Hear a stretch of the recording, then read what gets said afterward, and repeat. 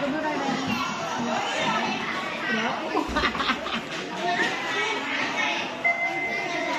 mời quý khách có tên Lê Việt Hải, Lê Việt Khoa, Phạm Thị Thắm, Trần Thị Ngọc Bích, Nguyễn Minh Tú, Nguyễn Thị Đức Kinh, Đào Tuấn Vinh, Nguyễn Thị Thùy Linh, Nguyễn Thị Dân, Nguyễn Thảo Linh đến khán giả theo dõi sau phim để được kiểm tra. Xin cảm ơn.